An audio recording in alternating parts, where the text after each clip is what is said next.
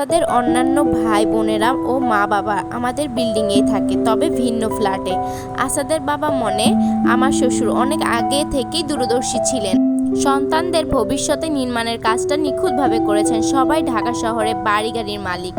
পড়াশোনা ও সামাজিক অবস্থানেও বেশ শক্ত। আমার ছেলে মেয়ে দুটোর ভবিষ্যৎ কি হবে আমি জানি না, তবে আসাদ আমাকে অবহেলা করলেও সন্তানদের ব্যাপারে বেশ সচেতন।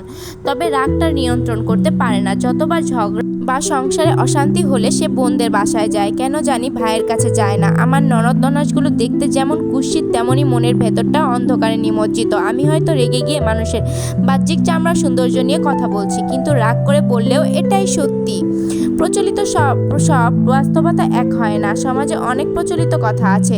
লোকে বলে সুন্দরী মেয়েরা খারাপ হয়, তারা লোভী হয়, কিন্তু এর উল্টোটাও তো আছে। রূপ হলেই যে মানুষ খারাপ হবে তা তো নয়। আমার ননদ ও ননাসগুলো টাকার অহংকার ছাড়া বলবার মতো কিছুই নেই। জীবনে অনেক সূক্ষ্ম দিক নিয়ে তাদের অনুভূতি নেই। তারা সামাজিক ও শারীরিক অর্থনৈতিক সুখ নিয়ে নিমজ্জিত। তারা অন্যকে কিভাবে দমিয়ে রাখতে হয় সেটা জানে। তারা রূপ ও শিক্ষাগত যোগ্যতা নিয়ে সবাই বেশ ভালো পাত্র পেয়েছে। বরদের বেশ শক্তভাবেই নিজেদের অধিকারে রাখে। বরগুলো কি সুন্দর বিশ্রী মহিলাগুলোর নখের তলে জীবনযাপন করছে। অনেকেই ভাবছে আমি হয়তো প্রচণ্ড ঘৃণাবোধ থেকে বলছি। আসলে তা নয়, অদ্ভুত এক বাস্তবতা। প্রতিটি মহিলা ভালো জানে ভাইয়ের সংসারে কিভাবে রাজনীতি করতে হয়, কিভাবে নিজের বড় ভাইদের নিজেদের নখদর্পণে রাখা হয়। জানি না, ওরা হয়তো নিম্নহীনতায় ভোগে, টাকার মধ্যেও হয়তো সুখ খুঁজে পায় না। সবসময় ভাইকে আমার বিরুদ্ধে বলে, কান ভারী করে রাখে। আসাদ যে আমায় ভালোবাসে না তা কিন্তু নয়, কিছু পারিবারিক দায়িত্ববোধ আছে বলে সম্পর্কটা এত বছর টিকে আছে, কিংবা আমি টিকিয়ে রেখেছি। প্রকৃতির নিয়মে নিদারুণ নিষ্ঠুরতা আমি সহ্য করতে শিখে গিয়েছি। আমার মেয়েটাকে নিয়েও ভীষণ ভয় হয়। এতক্ষণ যার সাথে কথা বলছিল সে আমাদের পাশের বিল্ডিংয়ের নাজনীন ভাবির ছেলে, নুসুমার ব্যাচমেন্ট। নাজনীন ভাবির বর আসাদের বন্ধু। ভাবির সাথেও আসাদের বেশ সখ্যতা আছে। উনারা পাশের বিল্ডিংয়ের 10 তলায় থাকে। নুসুমার রুমটার দিকে নাজনীন ভাবিদের ফ্ল্যাটের একটা ছোট বারান্দা আছে। সেই বারান্দায় নাজনীন ভাবির 2 ছেলে মোবাইলে গেমস খেলে। মাঝে মাঝে নাজনীন ভাবি দাঁড়িয়ে মোবাইলে কথাও বলে। ভাই সিগারেট খায়। নাজনীন ভাবির বরের নাম মোস্তাক।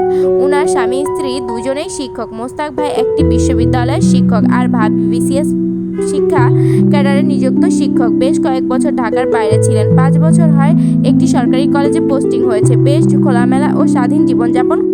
খুব সুন্দরী যে তা ঠিক নয়, মোটামুটি মানিয়ে নেওয়ার মতো। 2 বার আমাদের বাসায় এসেছিলেন নুসুমার পড়াশোনা ও ছোট ছেলেকে কোন স্কুলে ভর্তি করবে সে খোঁজ নিতে। মহিলা ভদ্র, তবে আমি বাসায় থাকি, কোনো চাকরি করি না, তাই আমার প্রতি তার একটি তাচ্ছিল্যপূর্ণ আচরণ আমাকে ভীষণ আহত করেছিল। যে 2 বার তারা আমাদের বাসায় এসেছেন ততবারই আসাদকে আমার সাথে তাচ্ছিল্যের সাথে কথা বলতে দেখেছি। অথচ নাজনীন ভাবির মতো আমারও জীবন হতে পারত যদি বাবা মা আর স্বামীর সাপোর্ট থাকতো। আসাদ তার চারপাশের মানুষজন দ্বারা খুব সহজেই প্রভাবিত হয়। সেই প্রভাব খুব দ্রুত সে প্রকাশ করে ফেলে। আমার ধারণা পৃথিবীর সবাই তার চারপাশের মানুষজন নিয়ে প্রভাবিত হয়। আসাদও মানুষ। প্রভাবিত হওয়াটা স্বাভাবিক। একজন নারী শুধু গৃহে থেকে স্বামী, সন্তান ও সংসারকে দেখভাল করলেই সে অবহেলিত বা তাকে অসম্মানজনক করতে হবে এটা তার ঠিক নয়। নাজনীন ভাবি ছেলেদের তেমন সময় দিতে পারে না যতটা আমি আমার সন্তানদের দিতে পারি। একজন নারীর জীবনে কি চাকরিটি মর্যাদা? তার জীবনে মাতৃত্ব, সংসার, স্বামীর প্রতি অবদান কোনো মর্যাদা নেই? বাস্তব কথাগুলো সবাই জানে, কিন্তু কেন জানি অন্যকে অসম্মান করে আনন্দ পায়, ভীষণ রকম বিকৃত আনন্দ পায়।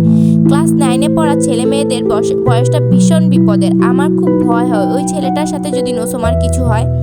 আসাদ সমস্ত দোষ আমাকেই দেবে, পুরো পরিবার আমাকে নাজেহাল করবে। পরিণতি ভাবতেই আমার গা শিউরে ওঠে। এর মধ্যে হাজারো চিন্তার ভিড়ে আমি কেক ও পটেটো কর্নেটো তৈরি করে ফেলেছি। নুসুমা ও নিশু 2 ভাই বোন কি সুন্দর পাশাপাশি বসে রিল্যাক্সে মুডে কার্টুন দেখছে, আর 2 জন খুনসুটি করছে কার্টুনের বিষয় নিয়ে।